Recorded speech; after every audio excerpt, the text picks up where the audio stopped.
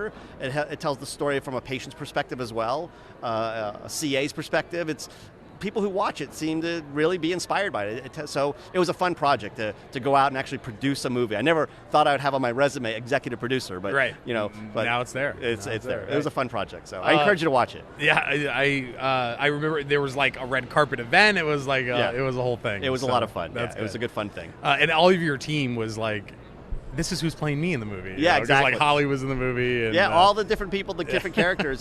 It's funny because we get a lot of CAs who see the movie who like reach out to Holly as a result of it, like super inspired, because it tells the story of not just me becoming called to chiropractic, but it shows a CA, someone who really not really had a lot of direction in life and the career it's led to. And it's the true life story of Holly, who's now been working with me almost 18 years now. And who is really Cash Practice? You're just like the monkey behind the computer, right? Exactly. and really showing the growth someone can have of going from not really knowing where they were to now being really well known in the industry and been on the cover of Chiropractic Assistants magazine. And it's just a fun story to tell. And the youngest looking grandmother there is. Yeah, so. I agree with that. I joke with her all the time because she'll joke with me, refer to me being as the old man, and I go, well, I'm not the grandfather. You're the grandma. Right. All right. So you graduate in 93. 93, yeah. And you started your practice right away, correct? Yeah. So when I graduated, I had been associating with a doctor. I graduated. I got an associateship before my license. Before I had a license, working as an employee there, and I was there about 7-8 months, and. In that time period, the intention was I was going to be there a couple of years. Yeah. And I ended up getting a letter in the mail from a local chiropractor who was selling his practice. And he had just blanketed the whole area with letters, looking for a buyer. And I got this letter, and I'm like, I should check this out. Mm-hmm. Like a lot of things, I tend to jump in with things both feet. Yeah. And I checked it out, and I'm like, I'm going to buy this practice. Except with the pool, that was head first, So I ended up buying the practice after being graduated maybe about 8 months. Yeah. I just got my license. That's what I graduated, probably same thing, like graduated 8 months later, I was in practice, having no idea what I was doing. Exactly, and when I look back on it, I wish I had taken a little bit more time because I had a lot to learn when I first got out. But I literally signed the contract to buy the practice the day my license arrived in the mail, and the next week, I was in there by myself. We did a 1-week transition. Oh, wow. He was gone. Wow. And I'm like, all right, let's do this. What volume was he seeing at that point? It's funny. I think that when I bought the practice, he had, 75 visits that week. Yeah. And I think he called every one of his patients to show, which was good. But the following week after he was gone, I think we had 25 visits the following week. It was a small practice. Yeah. And we grew it to eventually, grow it to be a successful practice. But it was very small at the beginning. Mine was, the one that I bought was like 30 patients. I blew it up to 40 patients a week, really blew the doors off. And but I got the accounts receivables, so it's like I was profitable from day one, and that experience was it gave me the confidence to start my second one from scratch, which was a terrible idea. It's all kind of worked out okay now, but at the time, I didn't even know what I didn't know. Yeah. Because I was like, well, I'm so smart. I got this one that I bought and grew 25%, so I must be great. Yeah. So you so basically started from scratch. So pretty much. Yeah. I talked to you about the structure of the podcast, and so I want to kind of take your experience in practice and then also your experience now, because you help so many chiropractors throughout the profession with Cash Practice, but not only just with the tool, but also training. Because where we first met in person was you guys came to Chicago for a day 1, day 2 training, and I just thought that you did an amazing job of explaining the psychology behind the communication that gets them to to do the things that are going to be best for them, And my associates really resonated with it when I came back, and I wish they would have come with me that weekend. But so if you haven't been to one of your trainings, even if you're not a Cash Practice member, I don't know if non-Cash Practice members can come or not, but I would strongly recommend it because it was intimate, we got so much great value. Thank you. So anyway, I think those trainings are great. So I don't know if you do them anymore or not, but so let's start with that 0 to 250. Let's talk about what really allowed you to grow to that level in practice. And now, as you see doctors that are starting out from scratch, what is it that they're struggling with, or that they need to really focus on to take off fast? Well, of course, when you're brand new patients is always a key thing. And I jokingly say in chiropractic, eventually a lot of doctors get a heroin addiction to new patients. That they always need new patients, and that's good. We do need them, but at some point you want to get to a place where you retain them.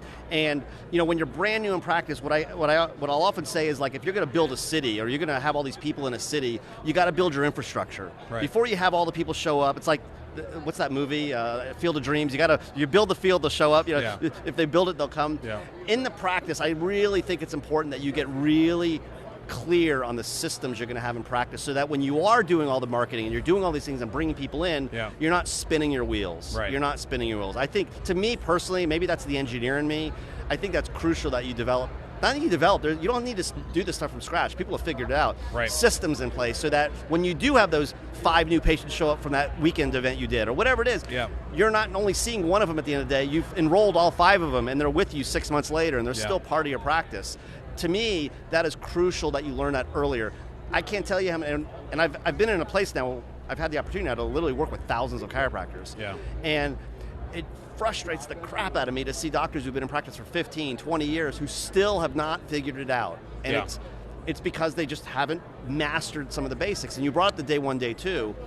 My sole advice to someone starting up from scratch is, you need to master day 1, day 2. You have to learn how to communicate with people so that when you're sitting knee to knee with them, by the time you're done evaluating them and doing your consult and all the things you do, that they're hiring you. They're actually enrolling you and saying, yes, Nick, I'm going to hire you. I'm going to work with you. That I'm going to give you my money and my time, and you're going to give me something in exchange from that. Right.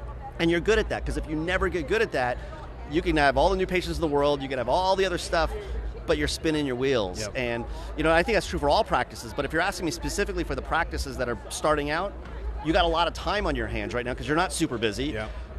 Don't spend your time on Facebook and doing things that aren't, just for fun. Don't waste time. Spend that time learning day 1, learning day 2, getting good at communicating, and do it in a way that, in today's world, let's just say this, the things of the 80s and 90s doesn't work anymore, that kind of closing. Get really good at communicating in a way that comes across genuine, that comes across authentic, that comes across honest and truthful, and people are looking for that. And I think that's true for all phases of practice, but until you know that stuff, you got to get really good at it. And it takes practice, just like learning to adjust takes practice.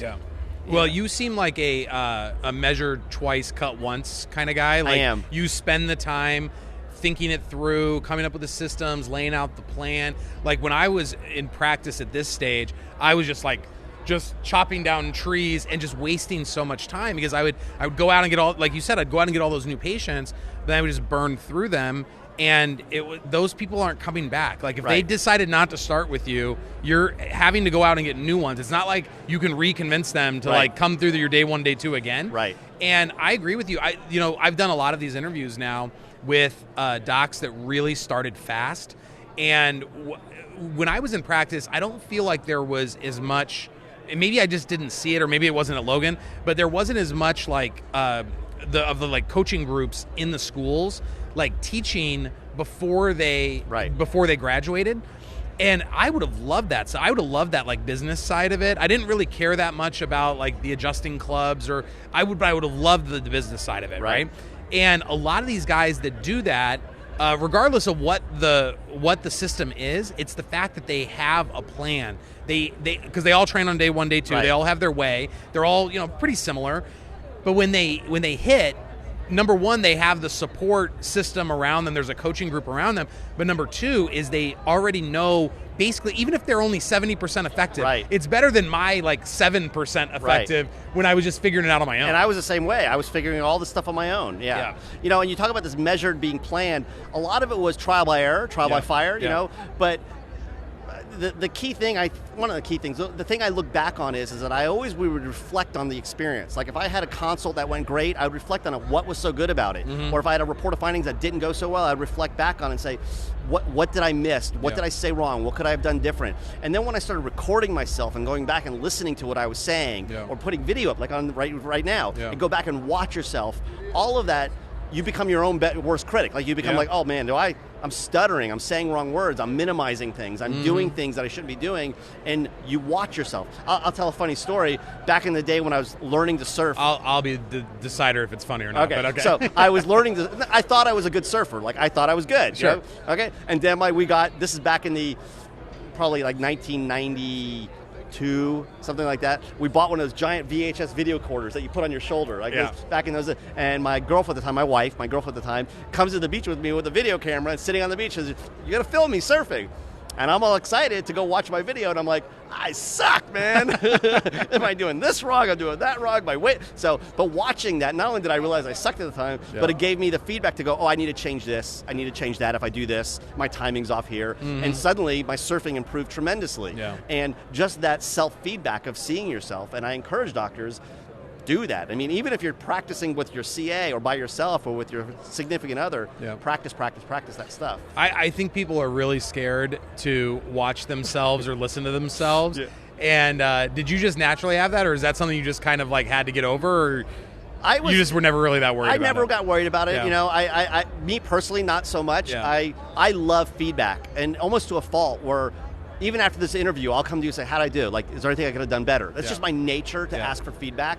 Not because I'm insecure. I'm just curious. I understand, maybe it's, again, my engineering mind, that things improve, things work better when there's proper feedback given. And you're coached. That's a great thing. And at least that's been my experience. The same with patients, that when you're giving them feedback and they know they're making progress, we know that's one of the pillars of patient retention, is giving proper feedback to people.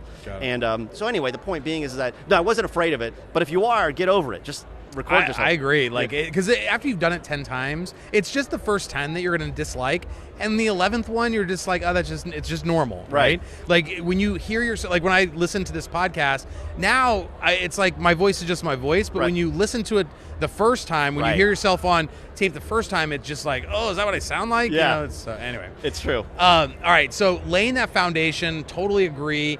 I think that regardless of how many new patients you're putting in, you're gonna be able to maximize, right? And I think that's super important. Absolutely. All right, so that 250 to 500, they've figured some stuff out. Even if they're not doing it perfectly, getting to $20,000 a month is like an accomplishment. Like usually at that point, you've got maybe a staff or two. What did you do in practice to start to accelerate to get to that 500 mark, and then what do you recommend for docs now? So you're right. You're at that point now that you need to have a good team, and if you don't have that person, it's crucial you get it. In fact, I was reading, I can't remember what I was reading, but maybe it was an interview I was watching where it talked about people who are millionaires and billionaires, like really wealthy people, and some of the things they had in common. One of the things they had in common was they all had that person whose job was to support you. Like, they had been with him a lifetime. I can remember specifically Hugh Hefner had this old woman who was a secretary for 50 years. Like, he's got all these beautiful women around him, but yet his secretary is someone who's like, that's not her role. Her role is to be there to support everything Hugh did, as an example. And I think that's crucial. I've seen this in practice after practice where you have turnover. Developing an environment that you have that key person that you're bringing up along with you, because ultimately you will not grow to those levels without that person, I believe. And you think it needs to be like one. Like, it needs to be a person, your right hand, that really understands all the comings and goings. Like, their whole sole purpose is to help you succeed. Now, there may be more on the team, but that person's leading it. It's no longer you. And one of the things we would train in our office is, I don't want to be the decision maker when we're in action and we're moving around and we're busy. I don't want to be the person making that person, as an example, is the traffic cop. I'm just bouncing from person to person and taking care of people. But my point is that key person is, I believe it's very important. I've not seen a practice really killing it without that person. So I believe that's something that should be a focus when you're at that level, because to get to those other levels, that's just, again, you're asking. So 𝗕𝗄𝗄 obviously is your COO with Cash Practice, and she was a CA in your practice. She's been with you a long time, and she's just like, you ever want to see like the avatar of like the perfect like right hand woman, like she's it. I feel very fortunate. Very fortunate. And we were just talking about how much I hate like doing booths. Just because I just don't like being out in the crowd. And it's like, man, those are the people that I need when I do events. To just like smile and like be happy and like bring people in.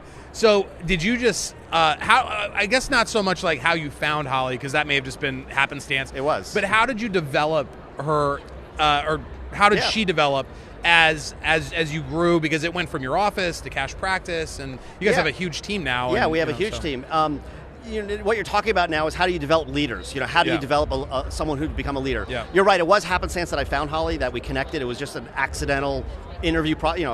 that's besides the point. But really what it came down to was I got her dipped in, specifically for a chiropractic office, I got her dipped in the chiropractic message outside of me being the one dipping her, meaning it wasn't just me educating her.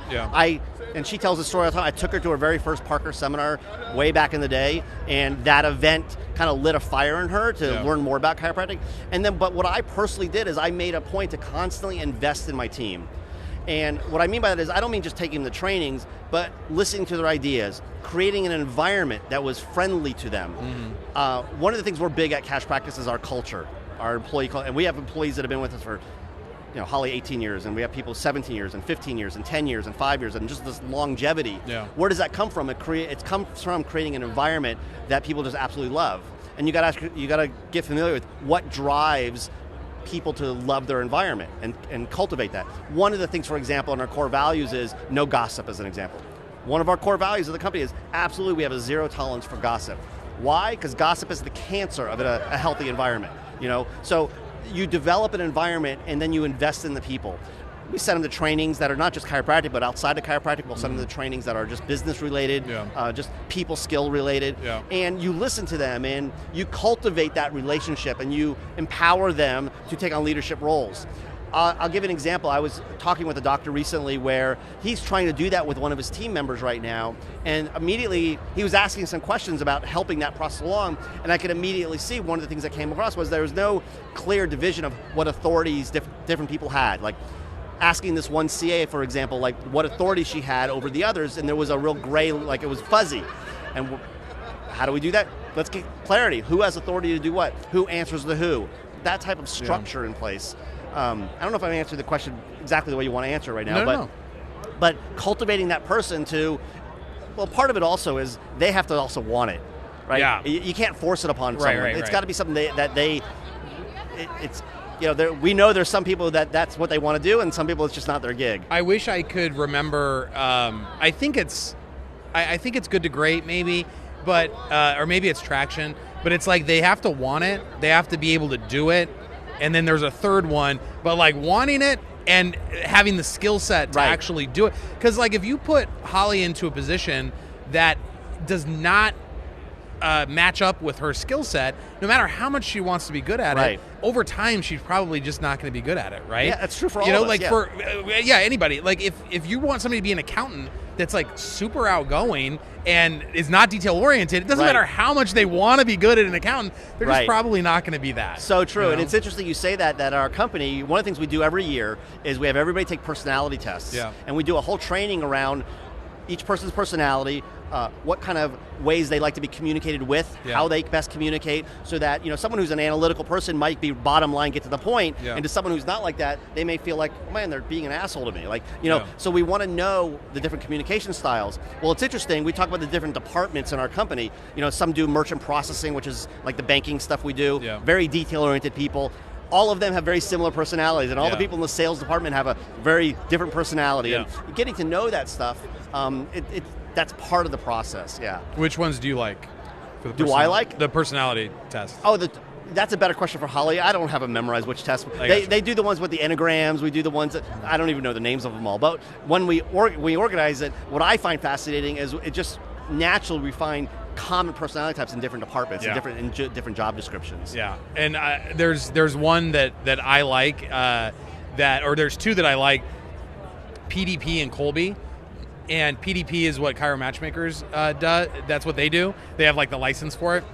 And that one is, I've done a lot of them. That was the one where I was just like, man, that is on point. Really? So I'll have to like mention it to Holly just so she might be able to add that in. Yeah, for sure. Because it's a really good one. But to answer your question about the 250 to 500, I don't know if this is what people are looking to hear, but it's define that person and help cultivate that person, because they're ultimately going to be the ones that help you rise beyond that. Because if at that point you're already collecting the $20,000 a month and you already got, you're doing a day one, day two, and you're enrolling people, you need help at this point, and now it's your job to cultivate someone else. And instead of it being a constantly revolving door of like that CA that stays around for 6 months, if you had that rock that was with you and like that you were pouring into them for the long term, that other people could, because I mean, just with the nature of a chiropractic office, you know, a lot of these jobs aren't meant to be like lifelong, you know, careers. Right. So you're gonna have some turnover, but whether it's that like head CA or office manager position, just to have that stability there, so that you don't lose that wisdom when that brain drain when if they did leave, you know. Yeah, so, absolutely. Anyway. It really makes a difference. Yeah. I know 100% fact that I would not be where I am today, both in my personal life as well as just my business life, had it not be for the team of people I have, and I'll give a lot of credit to Holly because she does run and that's why she's our chief operations officer. She runs the day-to-day operations of our company now. And I jokingly say that, you know, you should hire your weaknesses. Yes. That's why I have so many employees, because I have a lot of weaknesses. I'm the same way. I always am overstaffed because I would so much rather have, I would give up money any day of the week to have somebody who's just better at that task than me trying to like multitask with like 9 things that I'm not even that good at. Yeah. And the thing that I really appreciate about you in particular, but that trickles down to Cash Practice, is that you are, so I'll like read a book, right? And I'll be like, that's a good idea.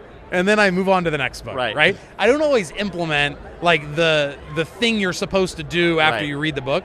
You are really good at saying like, that is a good thing that we should do, and then putting in place a system to make sure it gets done, and not just like one time it like gets done a lot. Right. And I like, just knowing you as much as I do, I'm like, you care about the culture of that place more than maybe anything, and it really shows. Like if you're a Cash Practice member and you ever need support or service, like sometimes I almost get like frustrated with your team.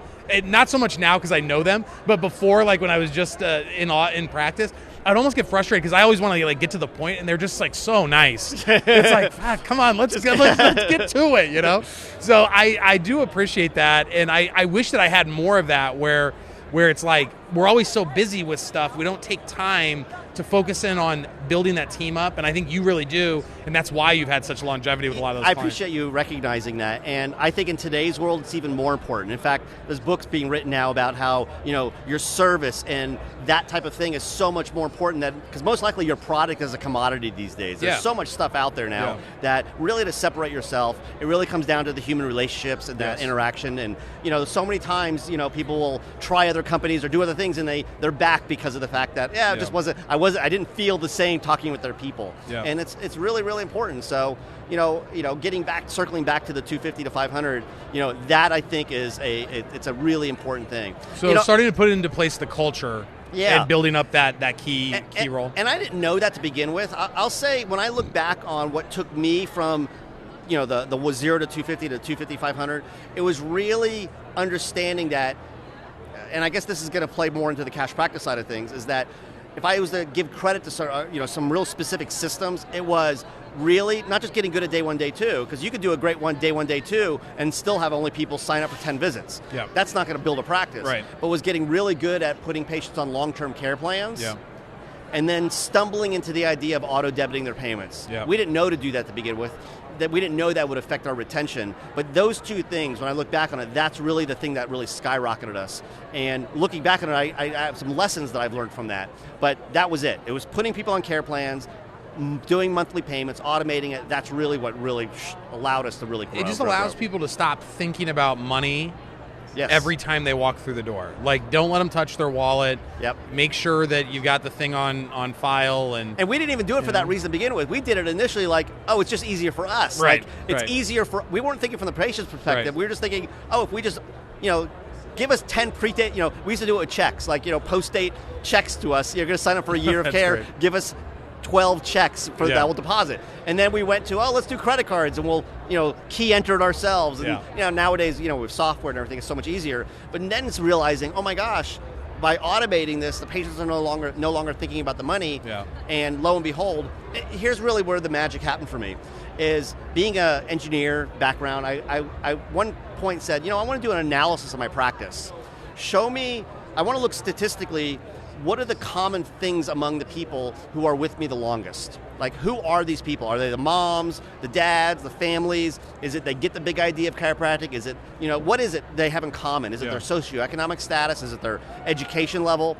And the only real thing that we saw statistically they had in common was they were on a monthly auto payment. those were the people who had been with you for 300 visits, 400 visits, 500 visits. It's the people who had been that.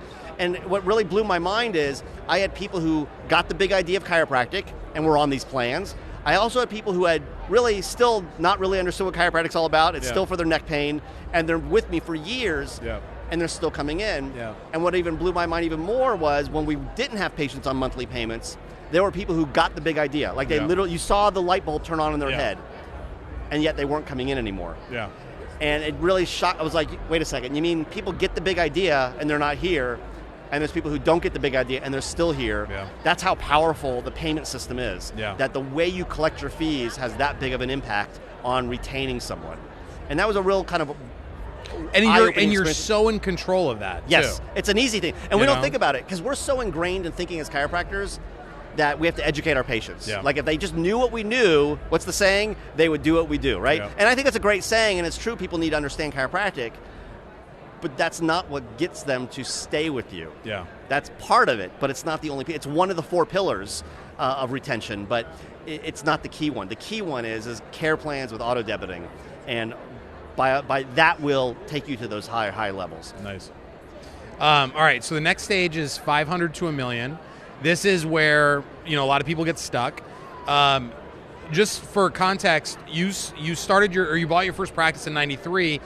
At what point did you hit $1 million for the first time? Okay, I'll be transparent. I personally never hit $1 million. Oh, fair enough. Yeah, I'll be totally transparent. I never personally hit $1 million in my own practice. Got it. I got to a place of about doing 750. That's what my practice was. And I was totally fine with that. That was the volume I was seeing. My volume hit around 250 was my personal peak volume. So I was never a high volume practice. What I was a very profitable practice. Got it. Very profitable practice. What was the profit percentage when you were kind of running it? Yeah, my overhead always ran around 50%, give or take a little bit. Yeah, that's always. And did you have associates, or was it just you? I did have associates. Yeah, those numbers I just gave you was not including the associates. That was separate from that. The other thing I'll mention about it is that my practice always ran around 80 to 90% cash. Great. So about 10%, give or take, whatever time of the year was. There might be some PI in there.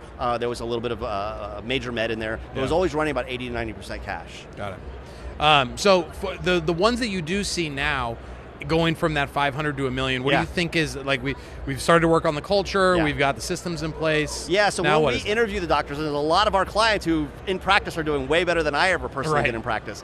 And that's because they have skill sets that I didn't personally possess.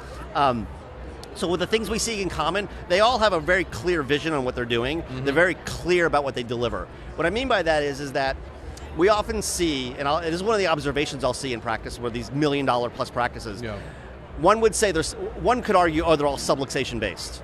And that is somewhat true to some sense. But we also practices that are not subluxation based, or would consider themselves subluxation or straight type practices doing $1 million plus. What they have in common is they're very clear on what they deliver. There's clarity. Like I'll use the analogy. If I was an orthodontist, you should know that when you come to me, that I'm clear on what I deliver is straight teeth. Like there's no ambiguity about it. You know, if you give me your money and your time, you're going to get straight teeth from me, and I know that. Well, there's a lot of chiropractors that you come to me with your money and time, and I might be giving you pain relief, or I might be giving you, the ability to move your elbow again. Like there's not clarity on what they deliver, and they struggle. The doctors who are super clear on what they deliver tend to be the ones that go really high. That's one of the things we observe. And when I say subluxation based, I don't think it's because they're subluxation based that they're successful. I think it's because they're very clear on what their outcome is. That there's no ambiguity about it. And that clarity allows them to have a clear communication with people. It allows it to be very clear for the patient. They know what they're getting in exchange for their money and time. And you've heard me say that term a couple times now, this whole idea that you give me your time and money and you're going to get some kind of result from me. I use the orthodontist as the example.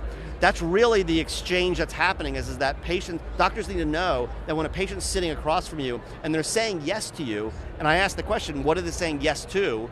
What they're saying yes to is, I'm going to give you some of my time, 3 days a week, 6 months, whatever it is, and I'm going to give you a bunch of my money, but I expect something in return. And if there isn't clarity around that, what do you believe the patient believes they're going to get in return? In most cases, if there's not clarity around it, they're just assuming they're going to feel better. By default, that's where their brain goes. And if you're not, and that's usually what most are talking to them about. Yeah, exactly. So if you want to change the conversation away from just pain relief, and you want to be bigger than just pain relief, then the conversation has to be different, but you have to be clear around it. And Yeah. if there isn't clarity around it, this is where doctors wonder, well, God, when the pain goes away, they drop out, or when the insurance stops, they drop out, and this whole challenge that goes on. So that real clear laser focus clarity allows them to deliver that very succinctly, very efficiently, makes it easy for patients to say yes, because we all know that fuzziness leads to difficult decision making. I always think that the clarity gives you the confidence, and then whoever's the most confident in a sales situation is probably going to win. Yeah. If the patient's more confident than you are, Yeah. they're probably going to win at whatever they want to do, Sure. right? Sometimes it's, I don't want to come back. Sometimes it's like, yeah, I'll sign up. Yeah. But they're going to make the decision. When you as the doctor are more clear and confident, I think that puts you in the power position. And you know better than they do anyway on Right. what they need. So it's like your recommendations should be followed 100% of the time. You know, it's funny you say that because you just said something really important there. You know better what they need. And here's another thing I've seen, and I'll just throw out there, where doctors are caught up in this whole idea, and I might be off subject here, but I just want to bring it up. This whole idea of offering patient choices when it comes to their care. Do you want relief care? Do you want corrective care? Do you want to just, that type of thing. And there's some listening to this right now that they like that idea. I found in practice that was a terrible idea to give patients choices. That it was much better just tell them straight up, this is what you need. Yeah. No different than a heart surgeon's going to, well, I don't want to go off that subject, but the point I'm getting at is that patients want to know what's best for them. They don't know what the answer is, so you tell them what the answer is versus like, oh, you could do this if you want, or do that what you want. Just being straight up with people, this is what you need to get these people results. want to be led. Exactly. No matter whether it's a patient, employees, kids, like everybody wants. Well, I found that like no matter how high up on a leadership ladder you are in life, in your business, whatever, that you always are attracted to the people that you see higher up on that ladder. Because you're like, finally, like even ones that like are natural, like we lead companies, right? Like there's a lot of pressure on us. A lot of people depend on us to do a lot of things right? But man, when I find somebody that I can just be like, whew, they can make the decisions. Exactly. It's nice, you know? It's like, I don't know if I'd want to live my whole life that way. Yeah. But it is, everybody is looking for that. Especially in situations where they feel kind of uncomfortable. They don't really know. Right. Most people that go to chiropractors haven't been to chiropractors before. And they maybe haven't been to a chiropractor like you before. So it's important for you to give leadership to them. And I agree with you that I think is such an important part. The clarity piece, there was I can't remember where I heard this, but it was a story of this woman was talking about, she has curly hair, and she was trying to find somebody who could straighten it. And she posted on Facebook that she wanted to get her curly hair straightened. And this guy was just like, oh, you have to go to so-and-so because that's all he does is straighten. He's the best at straightening curly hair. Because that guy had such a specific thing that he like branded himself as, it made it easy for people to recommend him when someone was looking for the thing. Instead of like, he's a hairdresser who can do that. It's like, that's the thing he does. He talks about it. He does it. His case studies are that way. His testimonials are that way. And it's like the chiropractor who does all these different things and versus this is what I do. Like I am this guy or this gal, And it's so true. You want to make it easy for people to know your niche. Like our company, Cash Practice. We often jokingly say, don't let our name fool you. We help all types of practices, but at the end of the day, what people think of us when they hear Cash Practice, the term, or they read about it, they think of our company. At least I hope they do. I spent a lot of money to make sure that they do. All right, so for the other than clarity, those doctors that make it beyond $1 million, what is it that you see them doing? What is it you see them struggling with? Just any kind of insight in, just because you have a lot of insight into different practices and like the real practices, not the bullshit like, oh, what do you see? Like when we're here at Parker, oh, what are you seeing? Oh, I see 400. When you really saw 400 one time and you really averaged 270, right? But you see the real, like where the rubber meets the road. What is it that they have in common, or that kind of they get stuck with? Where they get stuck, where I hear the most conversations from these offices, they get stuck with efficiencies. This is where the big practices get stuck, is they don't have, just those 2 extra clicks versus 1 click. Like that's where they get stuck, is more to do with, because there's 1 million clicks when you're a big when practice. You're doing a big practice, that's where you're $1 million plus, you're seeing 500 visits a week, whatever it is like that. That's where the phone rings like, we need help in this area. And sometimes we're able to help them, sometimes not. But the Yeah. point is that that's a common thing. Now, they're not coming to us with every problem they have or every scenario, but that's one of the areas we'll see that. So you don't have that problem when you're in the smaller practices, but that's an area. The other thing is turnover. That's another big one that, you might have a team, and even if you got a key person, if you don't have that key person having all the other team members on board, or there's a turnover rate, that really can kill momentum. When you're wasting 3 months trying to get somebody up to speed. Well, one suggestion I'll make when it comes to hiring people is one practice we've taken on is we never hire one person at a time. If we're hiring for a position, we'll usually hire 2 or sometimes even 3 people, and we'll train them as a team, knowing that probably 1 or 2 of them may not work out just because it just didn't work. That either we mishired or miscalculated or they just didn't have the strengths. So that way you're not starting over and over and over and over like that. And the other problem these people have is just the big bags of money they're carrying to the bank. No, I'm just kidding. It's tough on their back. That brings me to, because I wanted to kind of weave in talking about Cash Practice, because I love the tool. I think it does help with efficiencies, and I think it helps in a lot of these things that we were talking about. So for those that don't know what Cash Practice is, it's credit card processing, but it's so much more than that. It's really software to help you, run your practice efficiently and be able to collect money easier, like what we were talking about. So talk to me. Let's start first with the wellness score, because that's kind of the first interaction that you would have in the patient life cycle with Cash Practice. So somebody comes in day one, they get their exam, whatever the parameters are. We have an 8 weeks wellness office, so we do more wellness type stuff on top of the chiropractic stuff.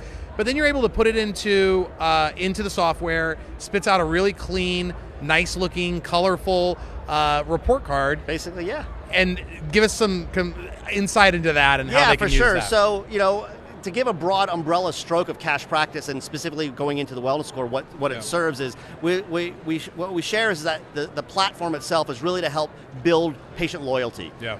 That's really what it comes down to. We used to talk about, our messaging used to be that you use it to get away from insurance, but that's part of the case, but at the end of the day, what really does is help you build retention. Yeah. And there's 4 main pillars, and the wellness score fits into it, and I'll share in just a moment, but there's 4 pillars that we found that were crucial in building overall patient loyalty and overall patient retention. Yeah. And patient feedback, giving people feedback that they know how they're doing, is a really important part of patient loyalty. They need to know they're making progress towards some goal, especially once they're feeling better. I know so many chiropractors sometimes struggle that once the patient's feeling better, sometimes they have a hard time communicating the continued need for care, or they struggle demonstrating that they still need care. And this objective tool of a report card demonstrates to a patient, hey, you were a C when you came in, or you were a D when you came in, based upon all the exam findings we plugged into the system, whether that be posture, or whether that be x-ray findings, whether it be core scores, or whatever it is you're doing, you're able to plug this data into the software and produce a report card, exactly that.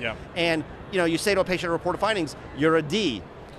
And they understand that. They understand, absolutely. Because we're saying they all know what it is, but it gives them a grade. It's A, B, C, D, F. And everybody knows that. It's based off of, what you've 90 to 100, 80 to 90, Yeah, people know what a D means. The other thing that's cool about it, though, is that you can use these different softwares. If whatever your exam is, you can fit it to whether you're doing SMS or SMF, the functional movement, whatever that is, FMS. That's what it is. If you're doing the core score, if you're we have a subjective findings. What's the thing with the dynamometers? No, and the body, bilateral scales, the body composition thing, body fat analysis. There's all kinds of things you can. Yeah. So we have Westry neck disability index. Yeah, we have 5 different things that we just dump in there. Spits that out, and you really just talk about the red stuff with them, so we don't have to go over every single number.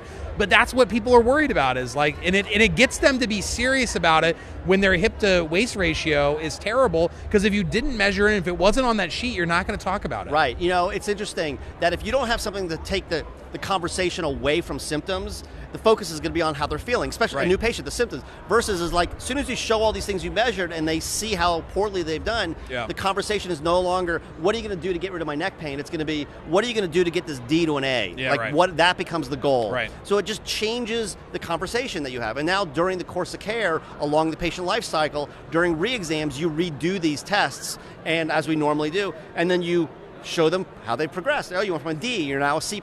Great job, keep up the work. Oh, great, you're a C+, now you're a B. You're moving in the right direction. It keeps remotivating the patient that they're making great progress.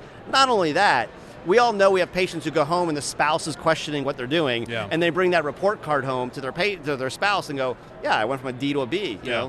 Put that in your pipe and smoke it. That type of thing. So it's a really good tool for demonstrating the need as well as the progress they're making. It's a really valuable tool for that. And it's again being one of those. It's one of the 4 pillars. That we have that in there because it solves the need, as I was saying, to give that feedback. Yeah. If that wasn't a need, it probably would have never been built into the software because we only put things into Cash Practice that are under the umbrella of, does it help with patient loyalty? That's its main purpose. Yeah. And which, again, your whole thing is being able to retain people. Yes. So that you're not always so dependent on new patients. And exactly. And even if you get a boatload of new patients, you still want to retain them. You could just hire more chiropractors. Yeah, I mean, we don't have to just have the capacity of we're always the only one that sees anybody. And it also gives you the freedom to I want to take a month off. I wanted to, and you have plenty of people coming in. You're not going to worry about when I come back, they're all gone. Yeah. Or I used to say to, Holly tells a story all the time where especially during this time period from about 2006 or 7 to 2011 when I sold my practice, I was busy running Cash Practice or working cash and running my practice. I was really busy, like crazy busy. And there was a time I would say to Holly, no new patients for the next couple months. I don't care who calls, send them somewhere else because I'm so busy, I don't have time to take care of new people. Yeah. And so who does that? What chiropractor turns away new patients? But I did that, and I have the flexibility of doing that because my practice had plenty of business in there. I didn't need to see new people in order to have new revenue coming into the practice. Yeah. So what's the second pillar? So the second pillar is, as I've mentioned already, care plans.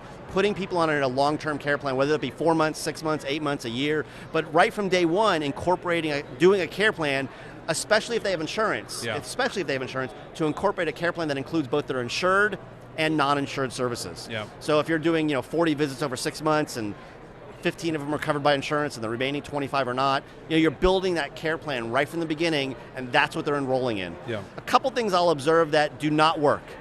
If you're in the practice, doctors, of saying to patients, let's get you started with care, let's see how you do, and we'll take it from there, kind of open-ended, you'll always struggle. If you're not in the practice of enrolling people in programs of care and you're going to use their insurance, and when the insurance runs out, then try to convert them to cash, you'll always run into problems. That never works. That model has never worked. So the point being is that there's some things that we know definitely don't work. What definitely does work is enrolling people in care plans. So the module in Cash Practice is our care plan calculator, which is a tool. We actually just released version 6 of it. It's been updated, where it allows you to easily create care plans where you bundle in all your services and all your, everything you're providing, product services. Yeah. It's the only product in the market that compliantly or builds into it your ChiroHealth USA agreement. If those of you familiar with ChiroHealth USA for doing proper discounts, it allows you to build that into it so that you're compliantly doing any kind of discounts. You're not going to get in trouble with the OIG or any of that kind of stuff. Yeah. And there's a lot of compliance issues when it comes to financial plans.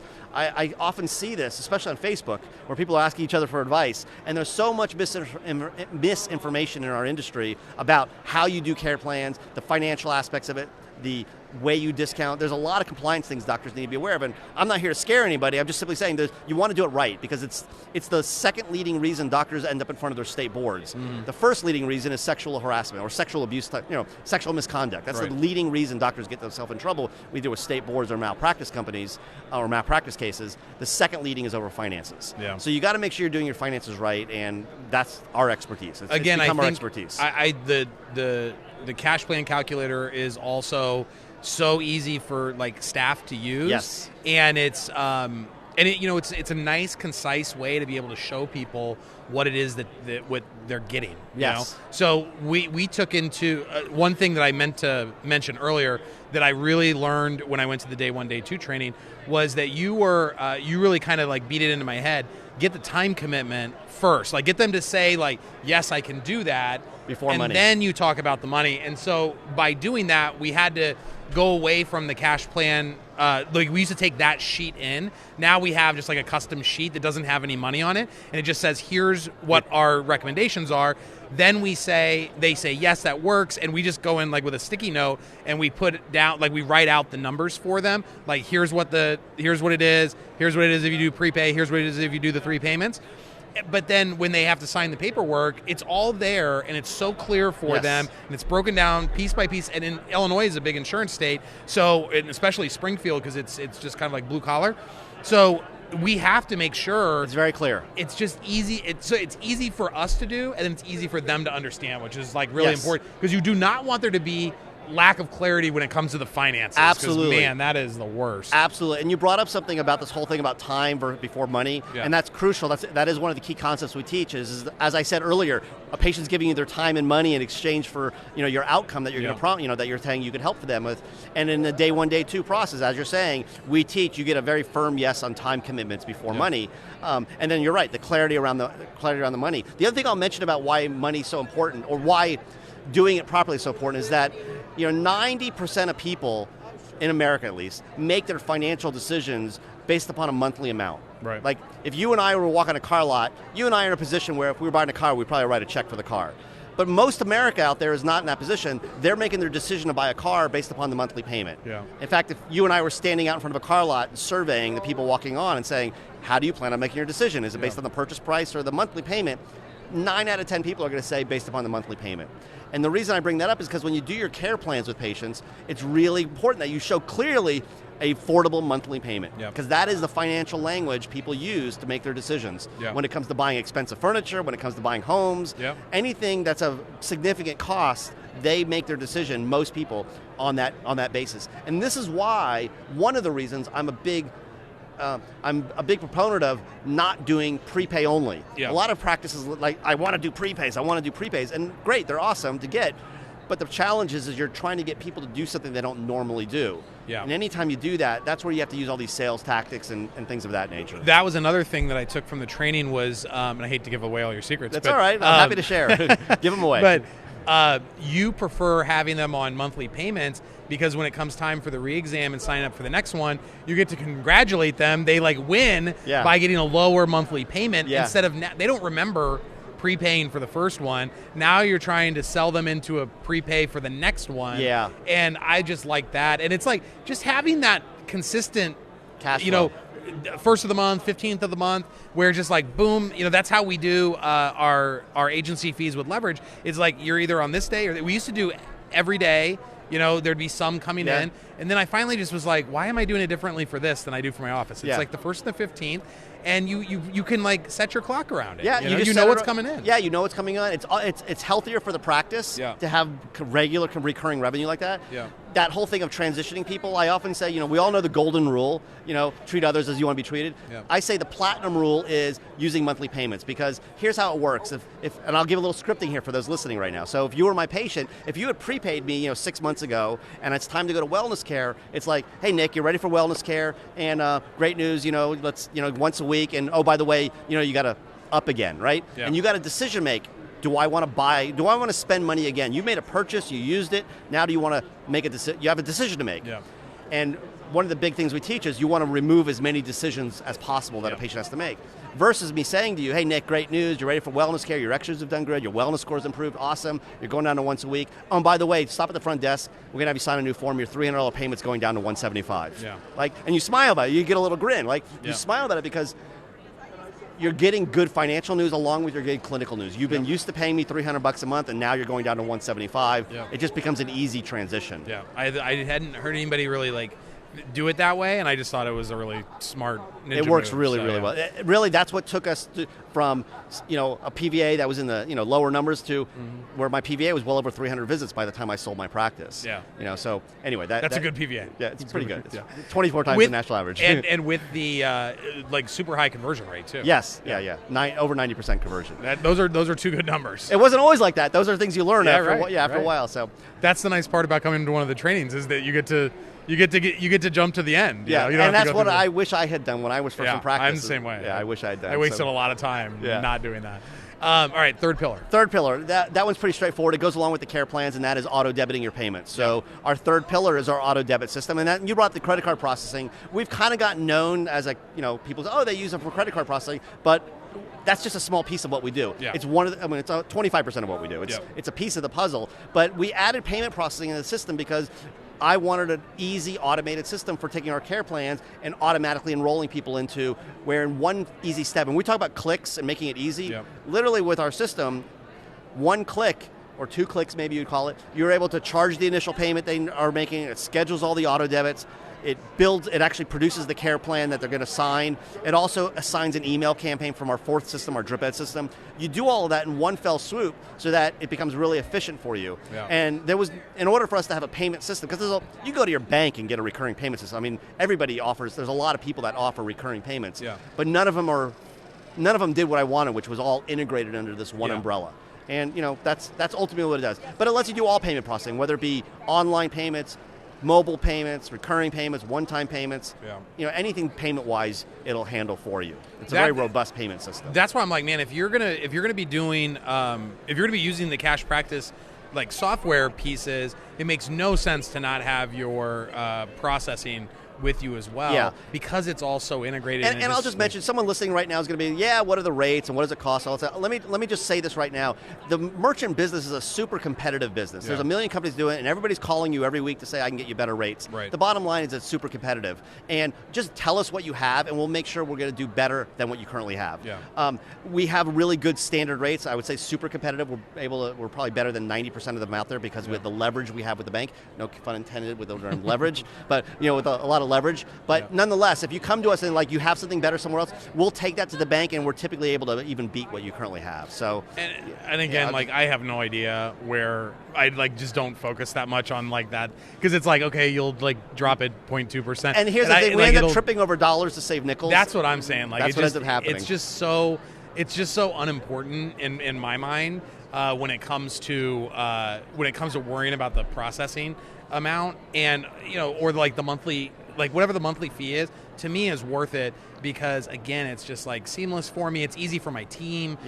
We use it for my office. We use it for leverage. We use it for these other companies. Any company that I start, I set up a Cash Practice account. Yeah, because you're not alone. We have coaches. We have other vendors that are nothing to do with chiropractic. I mean, they're serving chiropractic, but they're not chiropractic, and they use our system. And we have businesses outside of the chiropractic industry that use us as well for, we've had preschools use it, and synagogues use it for their membership dues, and all kinds of things using it for, for the business model that they're in. So it applies. And then the 4th pillar, I think, is more on my, after my own heart, but go ahead. The drip education system, which is basically, if you're familiar with MailChimp or Infusionsoft or any of those types of products out there, it's a email marketing system. It's very robust. As you shared with me, it probably has more features than most chiropractors would use, than any chiropractor would use. It's very robust if you want to do landing pages and all that kind of stuff. Most chiropractors are going to use it in its most simple form, which is basically assign patient education email campaigns that educate their patients. It comes preloaded with chiropractic content in it, so that you don't have to create this stuff from scratch. You can customize it, but if you're familiar with, like I said, a MailChimp or Infusionsoft or any of those, except again, it's under one platform. So your patient database that's in there, that same patient database is used for the email campaigns, it's used for the wellness scores, you don't have to have all these separate systems. You can automatically just drop them in there. And it's just that, that is part of content marketing. So I know when we met in Chicago, I was on my rant for probably 2 straight days about that you guys, and you guys have been doing more since then, in the Facebook group. I see Holly creating stuff, Amber creating stuff. I think I can never remember her name, but there was a new one that was creating some the other day. Brittany, that's it. And it's that's, you just want to be able, because again, your software is, there's so much in there that it's just a matter of consistently making sure that people understand what is in there. And it's the same way with your patients. So this is one thing that I actually wanted to ask you that I think would give value to the chiropractors. Finally, I'll give some value. Finally. So Cash Practice has a lot. Yes, it right? does. Just like with chiropractic, there's a lot that we can do. Cash Practice, there's a lot that you can do. What is it that you have found that helps the most with making sure that your patient or your clients know about the vast majority of what it is that you do? Because with chiropractors, I think what they run into is, Betty comes in for low back pain, and she knows you can help with low back pain, and you can, she'll maybe refer somebody with low back pain, but her sister has migraines every day, and she doesn't even think about it because she just doesn't know. And that's where I think the value of content marketing really helps. Yes. Because you're creating the content one time, and even if you don't know that Betty knows somebody with migraines, you're still training Betty without having to do it one-on-one with her. Yep. So what's been kind of like the thing that's helped you with that to just educating clients? To educate our clients about cash practice? Or about cash practice, making sure that they know, even though this is the thing that they really care about with cash practice, but just making sure that they know what else is involved. So with us at Cash Practice specifically is when you do become a client, whatever was the thing that brought you to us, whether it was the wellness score, oh, I heard about that wellness score thing, tell me about that, or whether it was care plans, or whatever brought you to us. 𝗕𝗂𝗃 podcast? Yeah, exactly. Whatever it is, whatever got you to us and got you interested to talk with us, once you become a client of ours, and generally most people, they get a demo, 9 out of 10 people who get a demo with us end up becoming a client. We have a really high conversion rate because once you see it, it just sells itself. It's like our team is good at expressing like this is how it works and these are the benefits, but it becomes kind of a no-brainer once you see it. Once they are enrolled, everybody's assigned to what we call an account success manager. So you'll work one-on-one with one of our teams. Someone from our team will be assigned to your practice. And that person's responsibility is to hold your hand and walk you through this. They onboard you. So in that process of onboarding you, we focus on the things that were most important to you, but we'll educate you on the other things along the way. Sort of like me as with a patient. I'm going to educate my patient along the way, whether that be through handouts, through TVs in the office, through emails, through Facebook, whatever. But the same with our clients, once they come on board, and they're on, that's how they get exposed to things. And we've struggled with that too. It is a lot, and people can get overwhelmed. So we've learned how to spoon feed it to our clients and kind of pick up the pace as where they're. How do I put it? Let me just make it say that people can feel overwhelmed like with anything, and certainly if they come on board, the potential to become overwhelmed is there because there's a lot to do. Right. Especially, if we have an office, I'll give you an example. If an office comes in and they already know how to do care plans, they know how to do a day 1, day 2, they just want systems to make it easier. That's an easier process. If someone comes to us and like, I've never talked to a patient about a care plan, so there's a little bit more education that needs to go on. So depending on the path, but what we found most effective, at least with us, is having someone specifically holding their hand through this process and being there to coach them along the way. There's so many emails and there's other things you could do with our Facebook community group and putting out messages to the group and that type of thing. But if I'm being frank, when it comes to getting people actually taking action, let me back up for a second. It's not just providing that for them, it's identifying in their office who are the decision makers and who's going to hold people accountable. That person has to hold the team accountable, and then we work with that person. Ultimately, we can't do the work for them. They have to do the work. They have to take responsibility. But we have to. We make it a point to find who is that person on their team who's going to hold the rest of the team accountable and take action. And we find great success, and we found great success, I should say, in going that model. So that's what we do. When people work with us, they know they're going to get the support. We're not going to say, join us and you're off on your own, or you get an hour of our time. As long as you've been with us, we're going to be there to help you. I haven't onboarded in a long time, obviously, but I know that the support that I get is always like white glove and made sure that it gets handled. Like I sometimes get I forget that I'm supposed to do this thing, or they're waiting on this thing to get signed, and it's like the follow-up's always there. I just met a doctor here today. I was in the elevator coming down the hotel, and it's a doctor from Montana who says to me, your girl has been following up with me. That's what his word is. She's been I'm finally getting a demo with you guys. She's been following up for a year with me. And this is a lead, by the way, not even a client. But that's how, you just stay on it. Someone's accountable, and, same thing in the practice. The follow-up is important. It's funny that you say that. I was just at an event maybe a couple of weeks ago, and a friend of mine, we were talking about just like Facebook leads and like follow-up, and I was just saying that I don't think that offices follow up as much as they should. We automate a lot of it, but there really should be, basically until they tell you no, you should keep following up. And he told me that he's got a marketing person in his practice that does the follow-up, and he was like, he just got somebody to come in for a day 1 that it was on the 52nd week. Because he calls them once a week once they get past the first 7 days or something. But every week he calls anybody that hasn't told him no yet.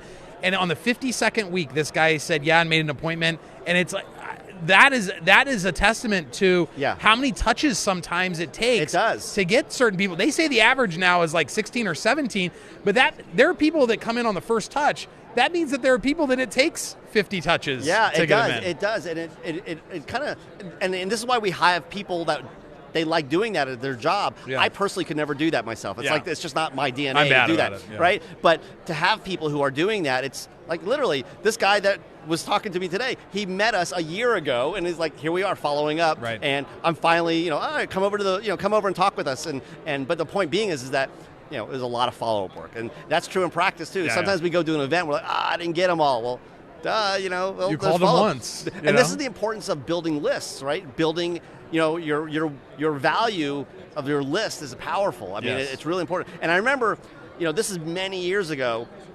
This is probably like 1995, 1996, where nobody knew what an email address was at that point, right? That was a brand new idea, like what's an email?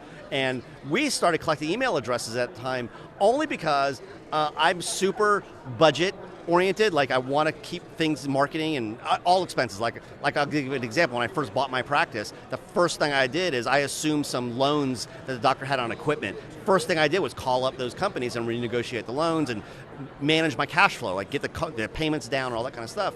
So I don't want to say, that's important stuff. I like to manage cash flow. Right. So one of the things I did in this case, what was I going with this just now? What were we just talking about? My brain just went blank. So we were talking about, what were I just saying? I also blanked on where that started. Oh my gosh, I am embarrassed. Anyway, the point being is that cash flow is important. I guess is what maybe I'll go back and watch the recording and know where I was going. I'm trying to think of like where it started at. I'm usually better about how that. important. Okay, I was saying I was going to negotiate those fees. I don't know. Either way. Anyway, the train left. This is only day one of Parker. Yeah. Imagine on day three. Yeah, Anyway, I'll come back and listen. Oh, that's what I was that's saying. That's what it was. Yeah. We'll do a bonus episode on the last part that you're saying. You'll go back and watch this, and you'll come back and edit it and whatever. That's right. Well, anyway, I love Cash Practice. I love what you do for the profession. I've enjoyed getting to know you over the last couple of years. I just think you're such a good dude, and I really appreciate you coming on today. Anything you want to give them for some parting words of wisdom? What I want to say, I don't know if it's words of wisdom, other than I'll let you know if you want to get a hold of us, you can go to 𝗕practice.com. Just go to our website. There's a place on there where you can request a consultation with us, and one of our team will be happy to answer your questions. Just schedule a time. Perfect. And we're here to serve the profession. I mean, I know that I take a lot of pride in knowing that we've helped thousands of offices who in turn have helped thousands of patients. Yep. And when I look at our stats, I look at all these doctors, I don't want to call them my associates, but we've had an influence on that, and we've literally helped millions of lives now. Yeah. And last time I looked, our collective group of doctors have done over $5 billion of collections. Wow. That's a tremendous amount of business by a population of chiropractors that are all kicking ass. And I would encourage... And 2% of that's not too bad. Whatever. We're not. I wish I was getting... Let me tell you this. If I was getting 2% of that, I wouldn't be sitting here at Parker right now. If that was true, I would not be here. You would. Visa and MasterCard, they might be getting that level of percent. Yeah, that's funny. I wish. And thecallingmovie.com. Thecallingmovie.com. Yeah, right. Thecallingmovie.com. Go watch that. If anything, go watch that. Sit down with your team and watch it. Maybe make some popcorn. It's only 45 minutes. It's not a 2-hour commitment or anything. And enjoy it. I mean, I think it's the only feature film. It qualifies as a feature film. That's one of the reasons we went to 45 minutes. If you were anything less than that, you couldn't call it a feature film. Yeah. So we got the script out to 45 minutes. Anyway, the point being is that it's the only one I know of that tells the story of becoming a chiropractor. So it's the only one I've heard of. So we'll just say it's the only one out there. There you go. So, hey, awesome. I really appreciate it. My pleasure. Thanks a lot. Thanks a lot, Dick. And we'll see you on the next one.